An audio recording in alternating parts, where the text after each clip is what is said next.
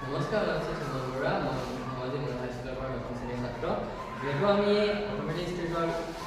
এটা প্ৰগ্ৰেম বনাইছোঁ আপোনালোকে দেখিছে যে এইটো অট'মেটিক ষ্ট্ৰীট লাইট যেহেতু আমি এই অট'মেটিক ষ্ট্ৰীট লাইট সূৰ্য সংৰক্ষণৰ ব্যৱহাৰৰ বাবে আমি বনাইছোঁ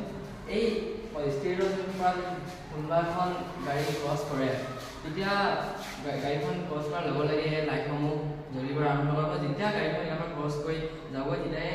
লাইটসমূহ অফ হৈ গৈ থাকিব যেহেতু আমি এনেধৰণে সূৰ্য ৰশ্মি আৰু বিদ্যুতো সংৰক্ষণ কৰি পাব এই প্ৰজেক্টটো যদি আমি সেইটোৱে উদ্ভাৱন কৰিব বিচাৰিছোঁ নমস্কাৰ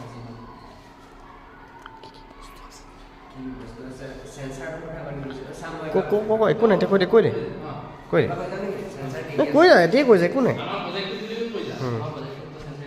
ইয়াত ব্যৱহাৰ হোৱা কি আছে প্ৰজেক্টটো সেন্সাৰ হিচাপত আয়াৰ সেন্সাৰ বিশেষকৈ বেছি প্ৰয়োজনীয় আৰু এলডিআৰ সেন্সাৰটো লগা হৈছে এলডিআৰ সেন্সাৰটো সূৰ্যৰ দিনৰ ভাগত এইটো কাম নকৰে যেতিয়া দিনৰ ভাগত তাত পোহৰ পৰে সেই পোহৰ প্ৰেৰণৰ ফলত সেইটো সেন্সাৰটো অফ হৈ থাকে আৰু ৰাতি ভাগত সেন্সাৰ পোহৰ নোপোৱাৰ ফলত সেন্সাৰটো চাৰ্কিটটো কমপ্লিট হয় ইয়াত যেতিয়া কোনো এটা অবজেক্ট যাব এই আয়াৰ সেন্সাৰৰ